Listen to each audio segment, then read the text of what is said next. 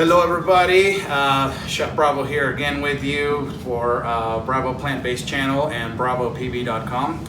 Thank you for being here, thank you for watching. I have a full house, actually. I haven't had this many people watching here live, so I'm kind of excited.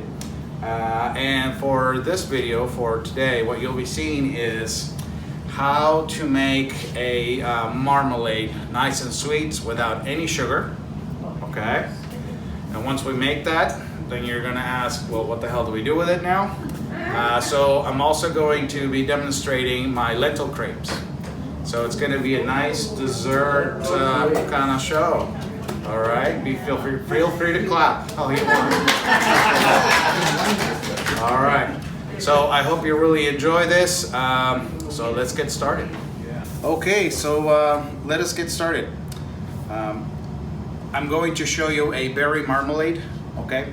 But the same technique will apply to just about every fruit, with the exception of bananas. I will tell you why this doesn't work for bananas once we get to the particular point, okay? Making, again, a berry marmalade. We do this often during summertime, which is slowly coming up, when it's stone fruit season. So peaches, nectarines, cherries, this technique works really well with that. And although we just passed winter, it will also work with apples and pears and quince and other things like that. It can certainly be a mix match as well. You can mix as many fruits as you want. I've done this with pineapple as well, mango, okay? So that it can be sort of a tropical kind of flair. So this isn't so much about the amounts of each ingredient. I know that a lot of you always want to know exactly how much to put in. So I would invite you to just focus on the technique, because that's really what's going to be useful for you. Sound good? Okay, so I have a pot here, no tricks, okay, empty, okay. And then what I have here is a nice combination of berries. I have some strawberries, blueberries, and blackberries, okay? And these go in the pot. And now, what I need now is a little bit of a heat conductor, okay? And so I'm going to use a splash of vanilla extract, which adds a little bit of liquid to the pot, which means that the liquid now is going to transfer the heat from the pot to the berries, okay? It's also obviously going to give me some flavor in there. You know, there will be some vanilla flavor in there, but the main function that I want out of it right now is just to conduct the heat from the pot to the berries. What's going to happen is the berries will start to heat up, and then they will start releasing their own liquid. Okay, and at that point I'm golden, because that's exactly what I'm chasing. However, if you don't have a little bit of liquid first, what happens is the ones at the very bottom can burn a little bit, because it takes a little bit of time. We have a question in the back. Yes? Did you start with the medium heat or? Oh, medium heat. Yeah, medium, high. You know, as long as you have the little bit of liquid, you'll be fine. Yes? The stirring or crushing the berries properly? The stirring, no, you don't want to stir them. And you don't want to crush them, and you'll see why as I get further on.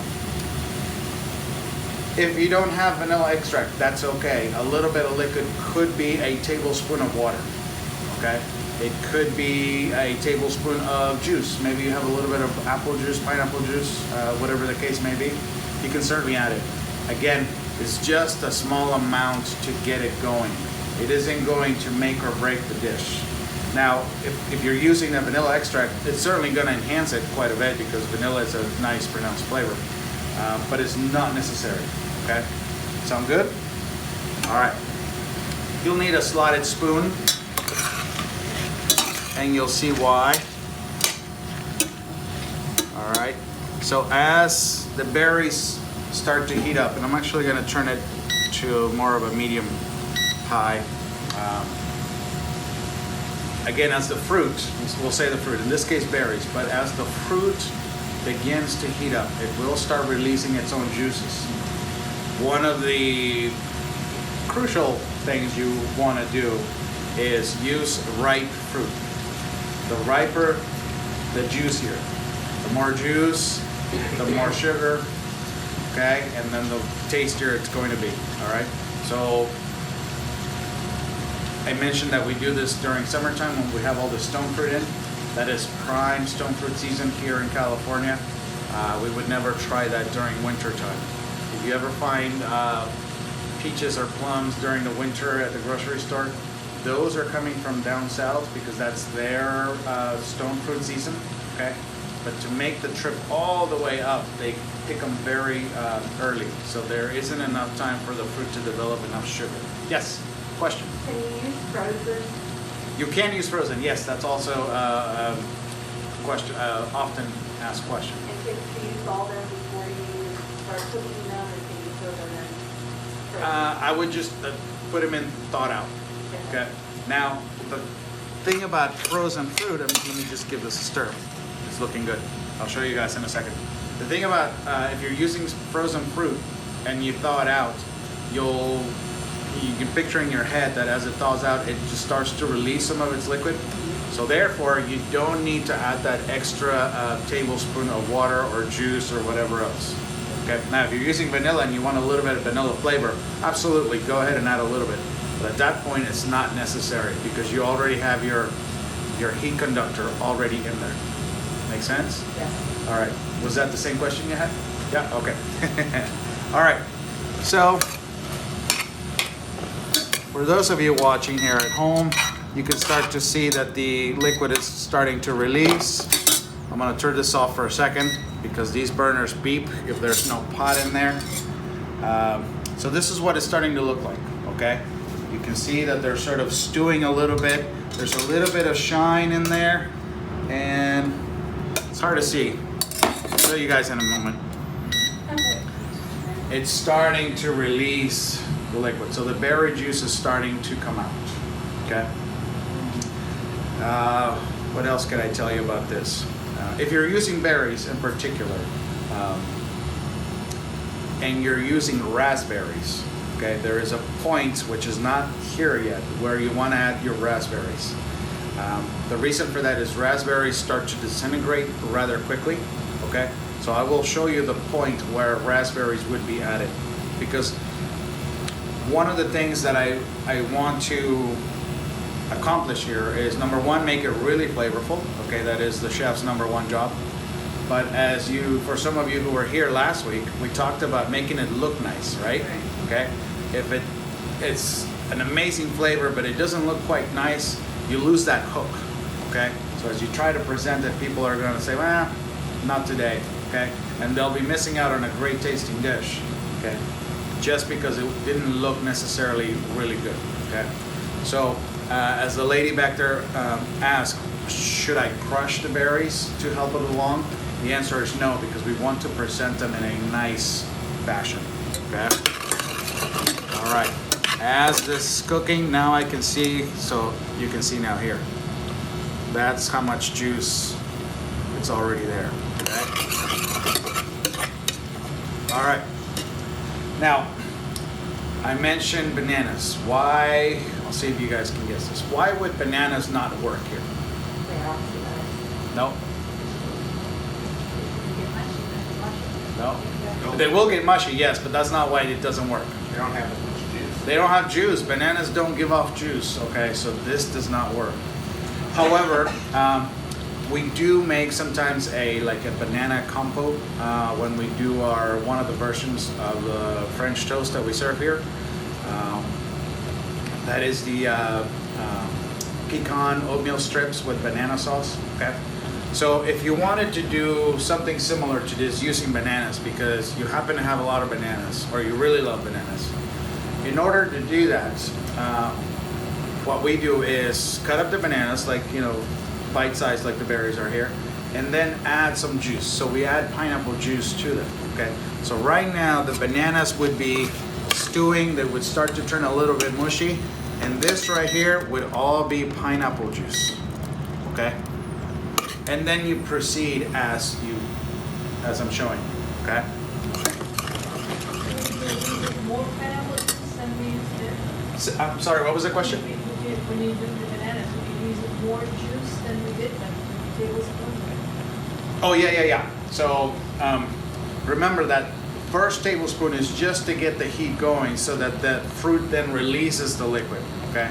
So you're trying to replace the juice that's going to be released by the fruit, which in case of bananas, it doesn't have any, so you want to add a good amount. So for the amount of berries that you saw, which was somewhere in the 3 cups, you'd probably want to add about a cup of juice. Right, when you do bananas, we use a cup, I'm sorry. A cup of juice, yes, a cup of juice. Okay, so let me show you now what this looks like, because it's looking kind of cool. So I'll switch containers here. Okay, you see all that juice? Oh, yeah. Yeah, so that's how much. See, now we got it all out. Okay, so that's how much juice these berries have now given off after that initial squirt of vanilla. So, back in here. Do they get sweeter? What's the question, sir? Do they get sweeter as you feed it? I'm going to explain the whole process. They do, yes. Quick question on the bananas again, put the whole cup or whatever you put in there at the beginning? At the beginning, right. So you put the bananas in there and then your cup of juice, and you already have both the juice and your starter right there. Okay. All right. So now, I'm gonna let this cook for about a minute or so because we're almost there. Okay. Now, along with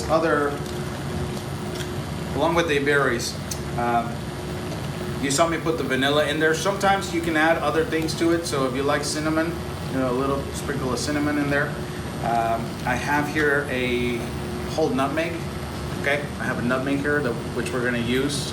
I really like adding ground up allspice to berries. Berries and allspice to me go really well together. What I don't want to do, however, is I don't want to overpower the berries with anything else. So if I'm going to call this a berry marmalade, that first hit in your mouth when you're tasting this, it should be this nice big berry punch. And then those, sort of subtle notes of something else, okay? With cardamom? Cardamom would work, yes. Fennel, a little bit of orange zest, maybe, yeah. Combination of a couple different things. All that will work, yep. Okay. All right. So let's see what we got here now. Again, we have all these berries with all this juice. Here's where it starts to get interesting. Can anybody tell me what this is? Don't overthink it. Oh, fruit juice. Juice, You mean okay. what it's doing? No, what is it? The sugars are getting thicker? No, what is it? Not what it's doing. Juice. Juice, okay. What kind of juice? Very. Berry juice, okay. Don't overthink it, okay? So berry juice. What are the 2 ingredients in berry juice? Juice and water. Juice and water. Well, no, water is one of them. And what's sugar, okay? AKA, in this case, berry flavor. Right. Okay? So that is my 2 ingredients in the juice itself. So what's gonna happen is, this is why you need a slotted spoon.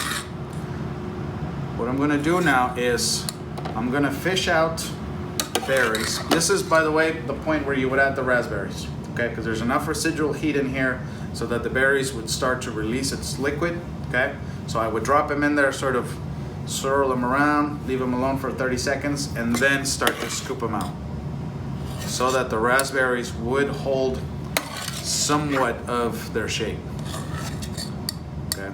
So all I'm doing is fishing the berries out. And I'll show you what they look like in a second. I know you can kind of see them, but so they have this sort of glazed, stewed kind of look, but you can still recognize this as, oh, that's a strawberry, that's a blueberry, that's a blackberry. Okay, so they're still recognizable. Whereas if you started to crush them in the beginning, they start to turn into pulp, and then you see this nice, deep, sort of, what's the color here?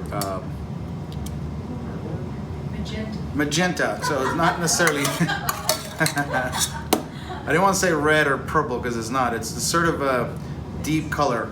But if you don't recognize the other pieces, then you're like, well, it looks kind of cool, but what is it? However, if you can recognize the fruits in there, it's a nice, for me, it's always been a nice way to present food, where I don't have to be standing next to, quote unquote, my customer to tell them what it is, okay? They can see it and like, oh, I can tell what that is, you know. So right away the expectation is like, that's what I'm gonna taste, okay? Versus like, well, it looks kind of cool, but you know, ooh, I forgot what I ordered. You know, does this happen to anybody? You order something off the menu sometimes and you're thinking that this is gonna be really cool, and then you order it, it comes to you and they're like, oh, I forget all the pieces, you know, everything that was listed. So a lot of times for me, it's always been nice to be able to recognize the food as right there in front of you. So that's why I like fishing out the berries before they start to break apart too much, or the peaches, or the apples, or the pineapple, or whatever other piece, okay? Okay, so really quick, for the camera, I have somewhere in the half a cup of liquid here. Can you guys see it? Yeah? Here, I'll do it this way for you guys. Can everybody see it? Somewhere in the half-ish cups of juice. All right. So now, remember, we have in the pot the sugar, the berry flavor, and water. Okay. What does water taste like? Yes. Water tastes like water, yes. Well, what? Nothing. Thank you. So, if you have an ingredient there that doesn't taste like anything, but there's a bunch of it there, what's going to happen is by volume, your flavor is not going to be as intense, okay? Because I don't know what the percentage is, let's just call it 20%. If 20% of what you're going to eat does not taste like anything, that means you're only going to be able to have at maximum 80% of flavor, okay? But if we get rid of that ingredient that doesn't taste like anything, okay, and we just keep the sugar or the flavor, okay, that's how we can intensify this quite a bit. Make sense? This is how I'm able to make this marmalade very sweet without adding any sugar, okay? Food companies skip this step, and rather than evaporate the water as you see happening here, okay? This is when a bunch of sugar goes in and starch or pectin to make it sort of more jelly-like, okay? And the reason they do that is because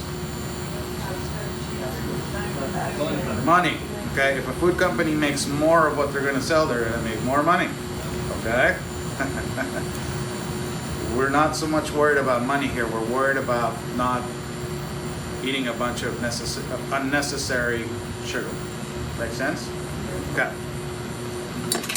So as this cooks, I keep an eye on it to make sure that I don't burn it, obviously. As it reduces more and more, I start to reduce my heat, okay, so that it's not cooking too hot, okay, so that I know that it won't burn, okay, because it's happened a couple times. I go through all this work, and I have all this great flavor, and I just need to get rid of the water, and it burns, and it it really sucks when that happens, okay. So as it cooks down, you want to keep reducing the heat, which I'm going to do a little bit more. As your fruit, in this case berries, sit, more juice will start to come out of it because they sort of squeeze each other. So I always like to add that because, again, I want to get rid of the water. So the water is not doing me any favors. This is looking lovely here. Now remember, we started with about a half, maybe 3/4 cup of liquid, okay? All right, next is, we're gonna start prepping our crepes, okay? What I have here in this container is a combination of red, ivory, and yellow split lentils. Okay, the split part there is very important. When you have a whole lentil and you remove the membrane, the outer membrane, that's how you get a split lentil, because now the two halves are not sort of bound together, then they split. Okay, that's important because they've been soaking for an hour and 15-ish minutes. Okay, so the recipe calls for your lentils to soak for at least 1 hour. Okay, if they're split, the water has enough time to sort of penetrate in there. Okay, but if you have that outer membrane and you're trying to use regular lentils, the water doesn't quite get in there. It's hard to make the batter correctly. All right, so split lentils, whichever type you want. You can do a mixture. We always have this huge sort of bins of all sorts of legumes, so it's easy for me to just grab a little bit of each. But at home, if you only have the one kind, totally okay. All right, I've made this with just the one kind of lentil and it works just fine. All right, questions on this? No? Do you rinse the lentils out several times or anything? No, just soak them, and then what I'm gonna do is I'm gonna dump this water out in just a moment. I just wanna check my liquid here. This is something that also comes up. For those of you who like using Teflon type of cookware, I discourage it. Number one, for health reasons, because Teflon is not the healthiest thing to cook on. But number two, the color of it, that sort of grayish charcoal kind of thing, it makes it difficult to know when something like this is still cooking or once it's burnt. Okay, if I scrape at the bottom of this, I still see that nice stainless steel bottom here on the pot. If I do that on a nonstick, I can't tell. Okay, so that's another reason why I like to recommend stainless steel. We're almost there. Almost there. All right. So now, let me see how I'm gonna do this because I needed this container.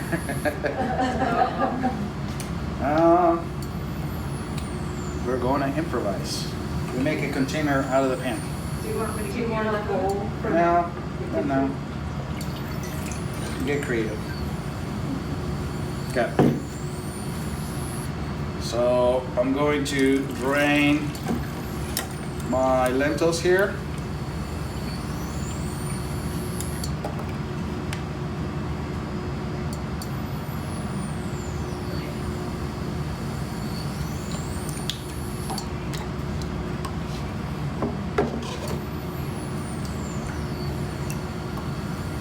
Now the lentils go in the blender.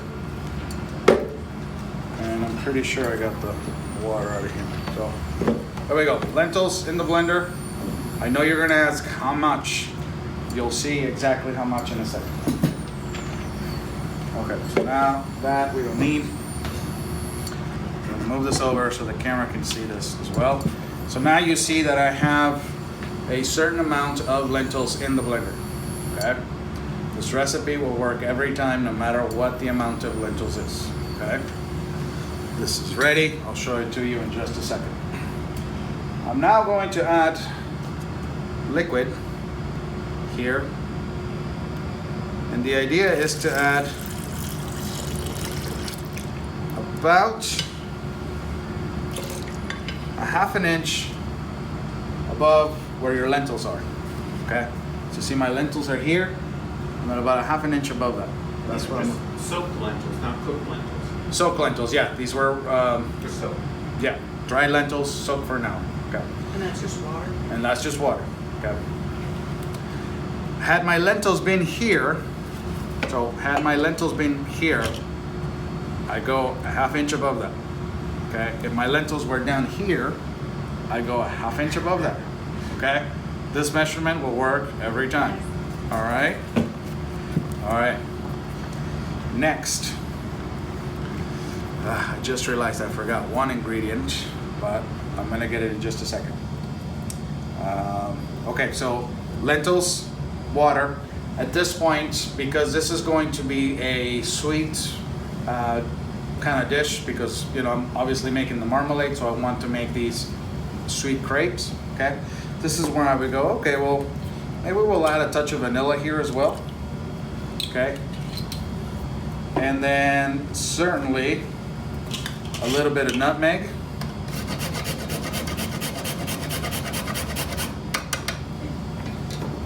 Touch of cinnamon. Maybe you don't like cinnamon, maybe you just do nutmeg. Okay? Maybe you don't like nutmeg and you just do cinnamon. Okay? And I'm not trying to be funny, even though it turned out that way. What I'm saying is, don't worry so much about, you know, the right amount of ingredients as the recipe calls for. All right? For those of you that were here last week, we talked about switching out ingredients for one another in a flash, okay? Same thing here. If you look at your pantry and like, you know, what do I have that's gonna make this sort of a pie-ish, dessert-ish kind of thing? And then you just start adding, okay? No, not a problem. Cooking, to me, is always instinctual, okay? Do I like cinnamon? I do. I'm gonna add some cinnamon here because it's a dessert, okay? Do I like nutmeg? I do. I'm gonna add some. Do I like raisins? No, I don't. So those are gonna stay out, okay? You see what I mean? Yep. All right. Okay. So we have that in there. We're missing one ingredient, and I'll show you in just a second. But I want to show you how much is left here, okay? So here's for the camera, okay? This is how you know you're done. When you can't get it out.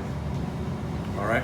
So I churned that 1/2 cup to 3/4 cup of liquid into this sort of syrup / glaze that's stuck on the pan. Okay. And then you're gonna ask, great genius, how are you gonna get that out? All right.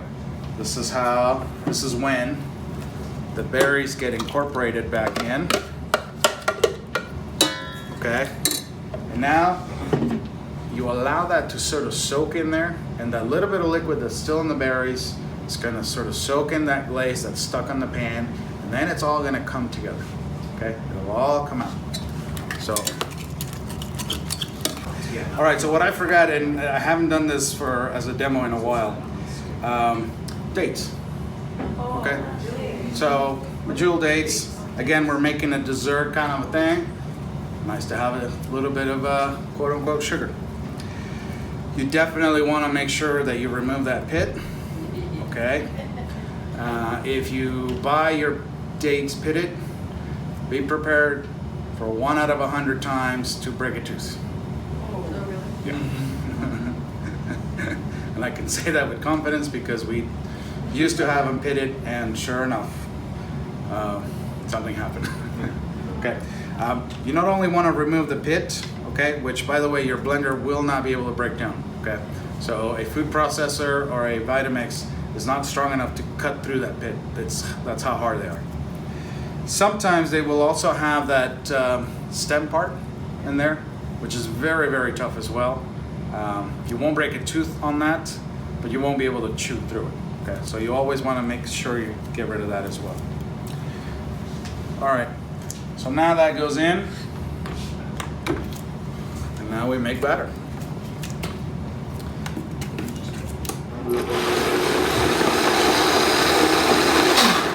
For those of you who have made crepes before, regular crepes, anybody here, raise your hand. No shame in that. I've done it.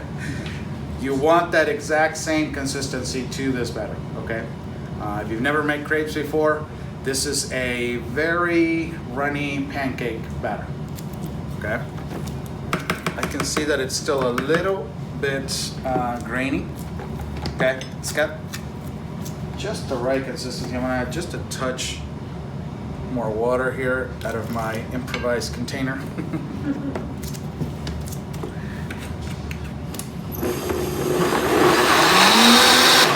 Okay. Check it again. And again, I'm checking for a very runny pancake batter. That's what I'm looking for, okay? we'll go with that for a moment. Does not mean that it's suddenly wonderful, okay? There might need to be adjustments to it, and I'll show you how that happens. Okay, back to the marmalade. So now the camera can catch this nicely, and then I'll show you guys in just a second. See, now if I move this around, you can see that I've able to move all that syrup off the bottom. Okay, everybody see that? Wonderful. So this is a really nice punch of berry flavor, okay, with a hint of vanilla, okay? But I'll tell you a really quick story. Not a story, well, sort of a story. Some of you might have lived it. You might have gone to a restaurant, the kind of restaurant where as you walk through the front door, the dessert case is right there. Oh, yeah. Oh yeah? Okay, good. And then you go, you know, after I finish my meal, I want that. Right. Okay, like a blackberry cobbler or something like that. Okay? So you sit down, you order, you eat your food, and you're thinking, yes, I still want that cobbler. So the waitress comes, you order it, and then you're sitting there waiting for it to show up. Sure enough, you're sitting there and it shows up. You take your spoon, you take a bite of it, and then what happened? Taste is sour. What did you taste? Sugar, sour. Sugar. Okay. Whipped cream. Once you got to the cobbler. So what happens is a lot of times is you dig in it. It looks wonderful. It has this same look, okay, that, you know, cooked down berry look to it. But when you bit into it, sugar. Okay. You didn't taste blackberry Right. until after you had a mouthful of sugar. Okay. Then you're like, oh yeah, there's a little blackberry in there. Okay. To me, that's a huge disappointment. Okay. Whereas right here, the moment I, you know, get a spoonful of that, it's like this, boom, berries, nothing but berries hitting every sense. Okay. Right. See the difference? Yeah. Okay. All right. We're gonna set this off to the side, and I'm gonna get rid of this. And now, what I have here is my non-stick pan. This is the one thing that I do with a non-stick pan, okay? Everything else, always stainless steel. Is that actually Teflon? Like 4-ounce crepe? This is a stone coated, okay? So it's not a, Enamel? not a full-on, not a regular Teflon. Yeah. I'm trying to say. Okay. All right. So for, yes, we got a question. When you were reducing the water, the juice, were you turning it down from point? I was. Okay. You probably didn't catch it, but I was. Yeah, if you were doing something, we knew that. Yeah. So every time you heard that, that was me turning the heat down one notch and then another notch. Okay. So, yes, as it reduces, as it cooks down, you want to reduce the heat more and more and more. Okay. All right. What is the rule of making pancakes or crepes in this case? Sort of the same rule. Hot pan. With the water bubble on Kinda. top. No. Your first one is the throwaway. Okay. So what happens is, in your first pancake or in your first crepe, you're trying to decide: is my pan hot enough? Too hot? Too cold? Okay. Is my batter just right? Too thick? Too thin? Okay. Do I have enough cinnamon in there? Okay. So your first one is always the, you know, here, doggy, nice treat for you. Okay. Or you eat it. That's basically the test. Okay. So you're trying to become one with the pan and the batter and trying to, you know, be efficient at this whole thing. Okay. So if you didn't notice, that was a whole spiel just so that I could preheat the pan. Okay. I said all that just to give my pan the time to preheat. Okay. So what you want to do is sort of take your hand, don't put your hand on the pan, all right? Just put it above and sort of feel the radiating heat. At that point, you think, okay, feels like it's hot enough. I'm gonna pour some of that batter in. Let's see what happens, okay? You sometimes splash water. You could, but I just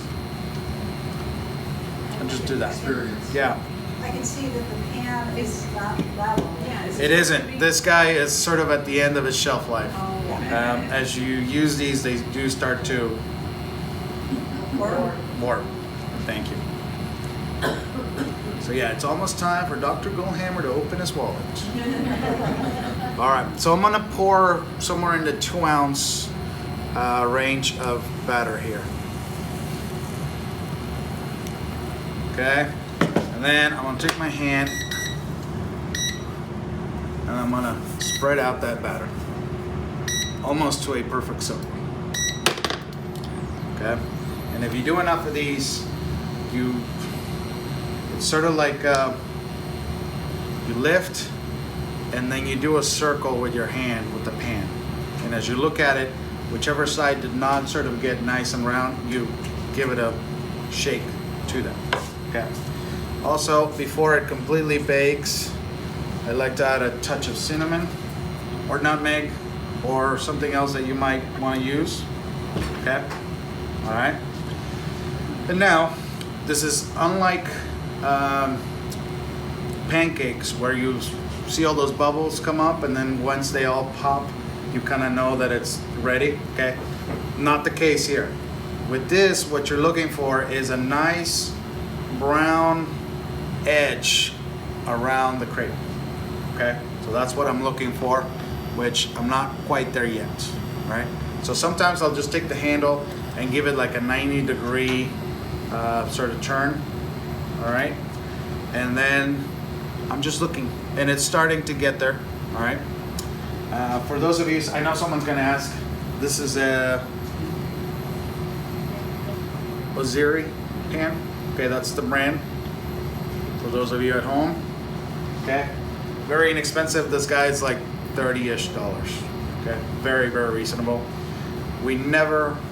I've never had to use any spray or any sort of butter, oil, anything. Okay, all I use is a rubber spatula. Flip the edge up a little bit, and then boom. And this is what I get. Okay.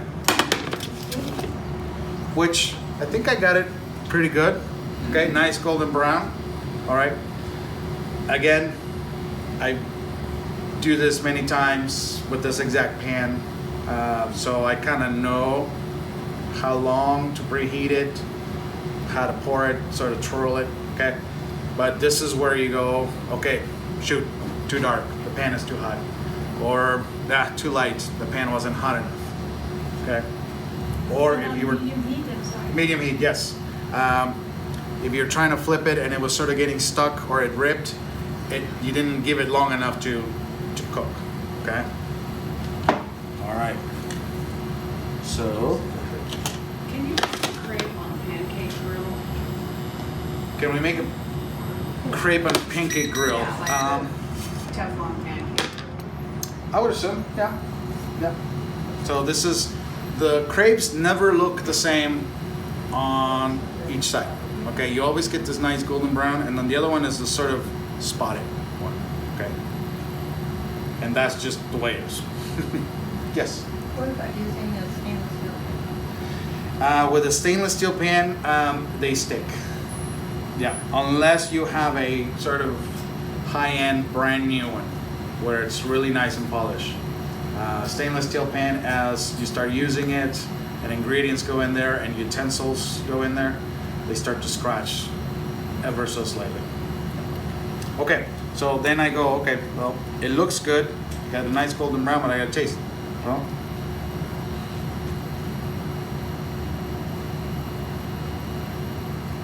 and you go, okay, could use a little bit more vanilla, or maybe a little bit more cinnamon, or whatever the case may be. All right, that's when you go. That's when you decide what your throwaway needs to do for you. Okay. All right, and here we go again. As your batter sits, it also will start to separate a little bit. So every now and then it's not the worst idea to give it a shake, okay? Sometimes what I do is I'll pour this into a container and I have a ladle because I'm going fast because I have multiples of these. And every time I'm about to pour, I always give the container a stir with the ladle. If you keep it in the blender, you could always just put it back in the motor, give it a 2-second sort of shake. If you find that your batter is not sort of spreading out nicely onto the pan, it might be a little too thick, okay?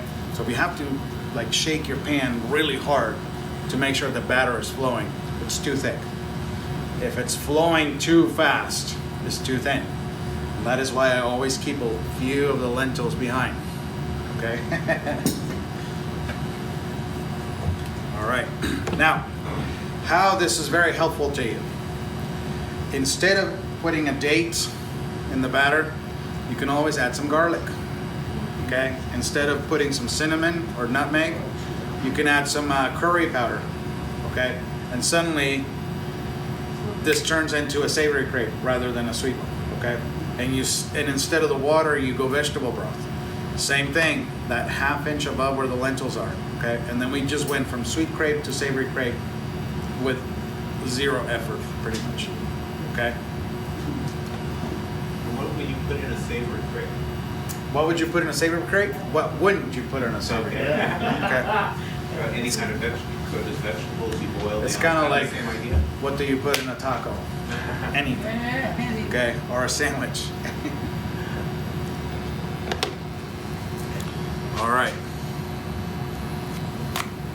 There we go. Sometimes you get that sort of initial, I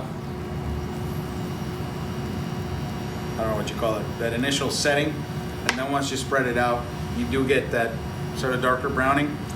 I don't mind that. It sort of gives it a little bit more of a interesting visual, okay? You definitely don't want it where it's mostly white and only a little bit of brown, because that means it didn't cook long enough. Okay.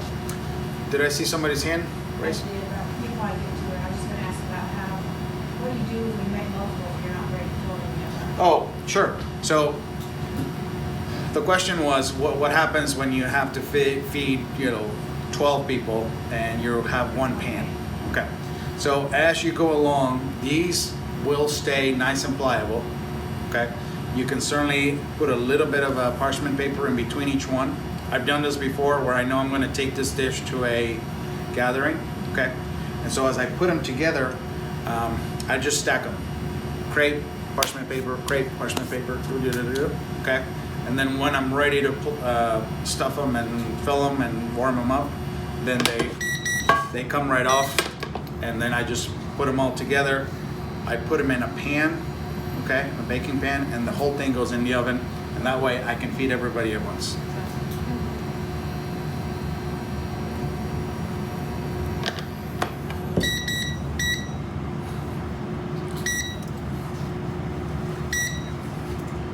All right, that one was not a perfect circle, but that's okay. All right. So let's see. A curry cauliflower chickpea stew would be nice for a savory crepe. I've done them where, along with the clove of garlic or the onion or shallot or whatever, I put in a few spinach leaves, and then I have a green crepe batter, okay, or maybe some basil. Okay, now it's a basil crepe. Okay. Stewed mushrooms, those work really well. Mushrooms and corn, when corn season is around. So again, what couldn't you put in a crepe? All right, excuse me. We're getting close to that aha moment. Okay. Yeah, this one is. Again, I'm looking for that, I don't know how well for you guys watching at home, I'm looking for this right here, this brown edge. That's what tells me that it's ready to flip. Okay, now back with this. Easiest thing to do is put the filling in the center, roll it up again like a taco, and set it on the plate. Okay. I always like to think of this in, let me do one more, because some of you will get to sample this, I think.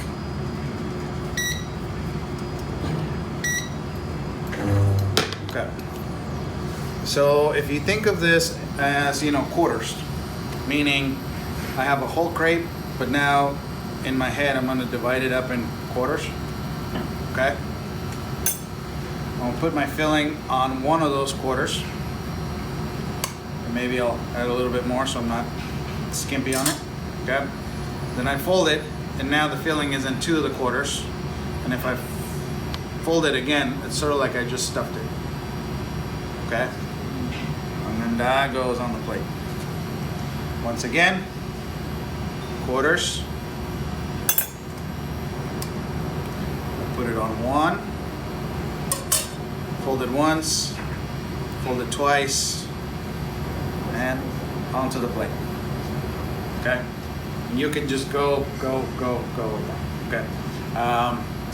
If you have a large group of people, you could be filling them up, making them, stuffing them, and then setting them in that baking dish, so that when it's time to eat, it just goes in the oven.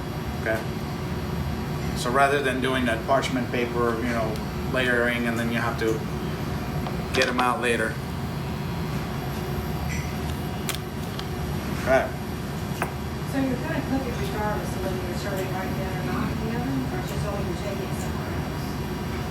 You said put it in the pan and on the outside. Oh, put them in the baking pan, Right. because let's say you're making this for 12 people, but it's 12 o'clock right now, and dinner doesn't happen until If 5. you're serving them now, you serve them as is. If I serve them now, they're nice and hot, they're ready to go. But if I'm gonna serve them later, I put them in a baking pan so that I can heat them up. Because as wonderful as they are, once they get cold, not so good. Okay.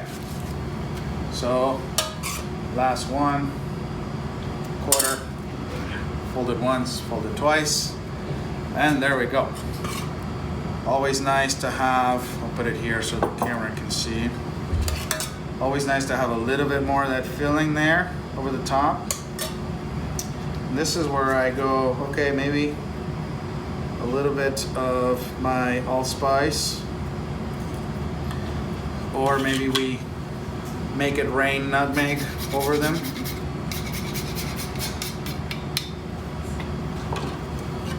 And then maybe we make it look like they're filled with so much berry that it's just spilling out the sides.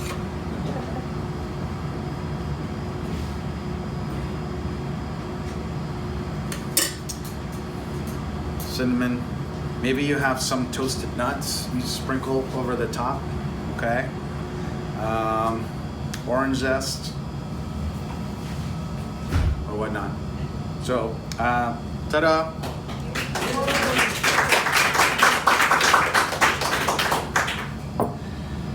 I often eat the marmalade by itself as just a dessert, okay? Because it's just that intense. Good enough for me. If I have the time to do the whole crepe thing, I'll go ahead and do that.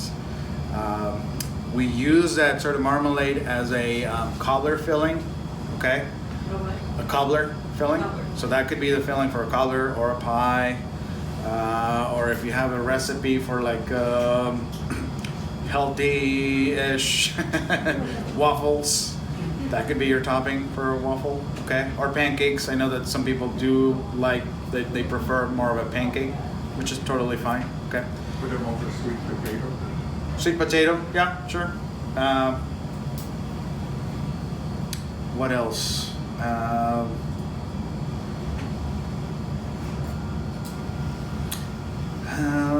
trying to think. You can certainly do it cold. The marmalade, as it cools down, it becomes slightly gelatinous. Okay, so more like a jelly kind of thing.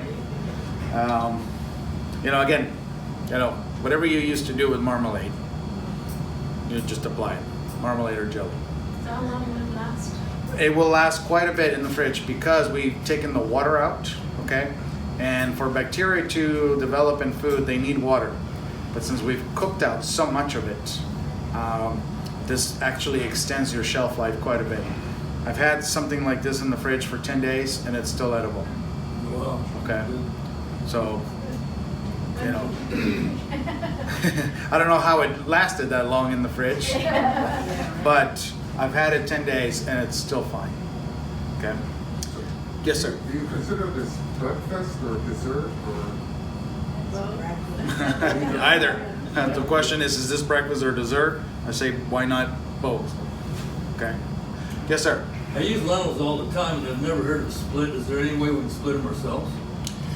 Yeah. If you want to do a painstaking, extremely long process, absolutely. Yeah. So how do we? How you tell a split lentil? You go to the store and you're looking at the lentils. Some of them will be round, like a ball. Some of them will be a half dome, because it's half of a ball. And the half balls are The split, yeah. just like split peas. Split, exactly. Okay. Same thing. Same thing. Yeah. But where I'm, we got like 2 or 3 different kinds, and they're always round. We don't have. I've never seen them split. So can you get them online and buy them someplace else? Online, yeah. You know that place where you can buy anything you could ever think of? Yeah. I was gonna say, okay. Yes. If I just sold normal lentils as well as waiting 4 hours, this will be fine, right? You could try that, yeah, and soak them longer. Yeah. I'm trying to think. If you're gonna go online, these are the ones that we use. These right here come from this farm. Zursun.com. That is where our lentils. Z-U-R-S-U-N. S-U-N, okay. Yeah. Okay. That's where these guys right here came from. Good. Okay. Good. Wonderful product. Okay, I think questions. Yes, I'm happy to answer anything. Great. For the marmalade, you said sometimes you make a cobbler out of it. What would you use for the For a cobbler toppling, Yeah. so for more of a cobbler, we would do some like oats and some shredded coconut in the food processor, maybe some nuts, and pulse that so it's the sort of dried up, mealy kind of thing.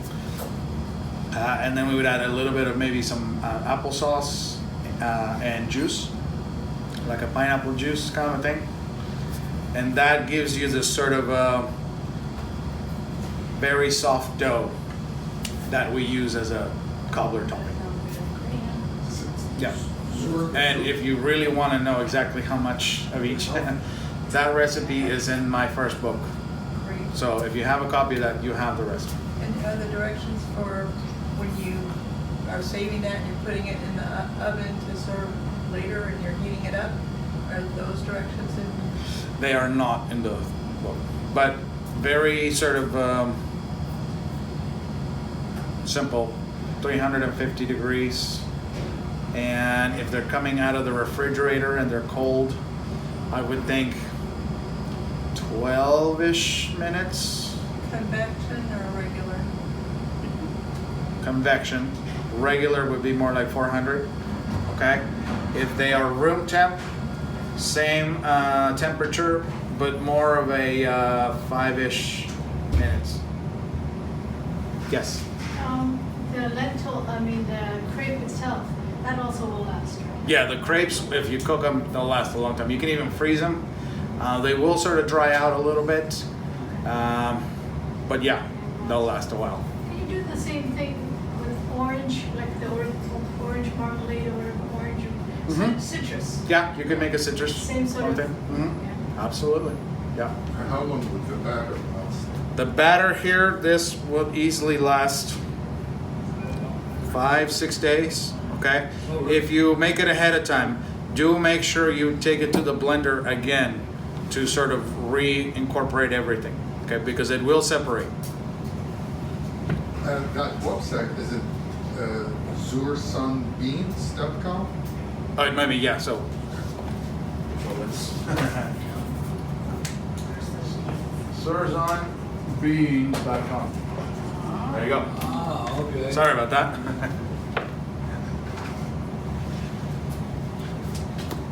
All sorts of wonderful beans you can buy.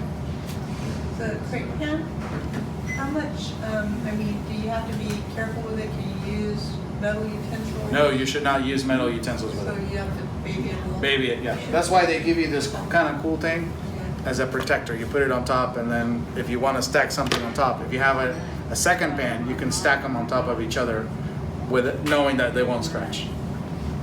Yeah. All right, I hope you guys all enjoyed watching this video. If you are interested, this is one of the dessert items on my first online cooking course at bravopb.com. If you want to get the rest of the course, you go to bravopb.com and sign up for it. Otherwise, if you enjoy the video, please give it a like, subscribe to the channel, and thank you so much. I hope that was useful and it gives you some ideas for some sugar-free desserts that you can have at home. So thank you, everybody.